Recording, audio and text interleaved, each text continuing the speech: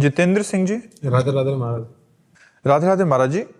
महाराज जी, जो अनजाने में हुए पाप आचरण हुए हैं उसका इस जन्म के द्वारा कैसे दूर किया जाए कि अगला अनजाना जैसे और जाना, इसमें अंतर होता है। जैसे हम जा रहे हैं और अचानक पैर के नीचे चींटी मर गई, हम चाह नहीं रहे थे, अनजाने में हो गया। जैसे हम गाड़ी में जा रहे हैं, कितने जीव नीचे गाड़ी के पहिए के नीचे मर रहे हैं, हम चाह नहीं रहे, लेकिन हमें यात्रा करनी है तो अब चलना ही पड़ेगा, तो छोटे मोटे जीव उसमें मर जाते हैं। जैसे किसान फावड़ा चला रहा है, वो चाह नहीं रहा पर कोई जीव कट जाता है, इसे कहते हैं अनजाने का पाप। तो ये जो अनजाने का पाप है, ये स्वप्न आदि में नष्ट हो जाता है। जैसे स्वप्न में भयानक आपको पीड़ा दी जा रही, आप भयानक दर्द से युक्त हैं और जगह तो कुछ नहीं, वो अनजाने के पाप स्वप्न में भोग ले। लेकिन जानकर जो हमसे पाप हुए उनको फिर शरीर का दंड भोगना पड़ता है, फिर शारीरिक दंड से उसे भोगना पड़ता है।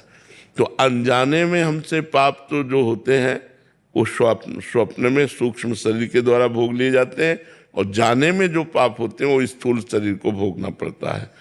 तो अनजानापन हम ऐसा नहीं कह सकते कि जो प्रगट में जानबूझकर पाप कर रहे हैं उन्हें अनजाना कह सकते हैं। अनजाना वही जिसे हमें पता नहीं है और अचानक घटना घट जाती है। हम गाड़ी से जा रहे हैं, कोई जानवर आया और लड़ करके मर गया, अब वो कंट्रोल गाड़ी करते करते वो मर गया, अब उस हमें पता थोड़ी था कि वो आ जाएगा, तो वो अनजाने का पाप है। लेकिन जानबूझकर गाय बैठी हुई है और हमने गाड़ी चढ़ा दी, ये जानबूझ करके पाप है। तो इसको आप देख लीजिए, अनजाने का पाप स्वप्न में नष्ट हो जाता है, और जानबूझकर जो पाप किया जाता है शारीरिक दंड के द्वारा फिर पवित्र। तो इस जीवन में ऐसा क्या करें कि आप जैसे महात्मा अगले जन्म में बन जाएं हम?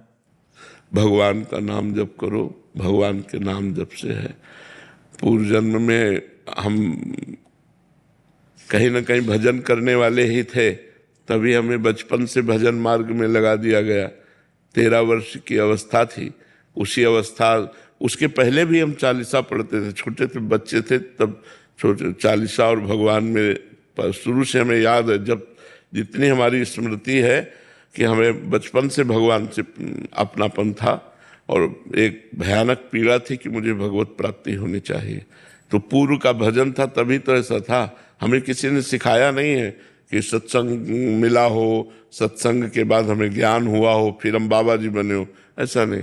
हमें आकर्षित किया गया है, मतलब पूर्व जन्म का भजन ही हमको भगवान के मार्ग में लगाया। तो अगर हम इस जन्म में भजन करें तो इसी जन्म में भगवत प्राप्ति हो जाएगी, अगर नहीं हुई तो अगले जन्म में फिर ऐसा अवसर मिल सकता है, ऐसा अवसर मिल सकता है। पर भजन करना पड़ेगा, भजन से ही ऐसा हो सकता है, भजन के बिना ऐसा नहीं।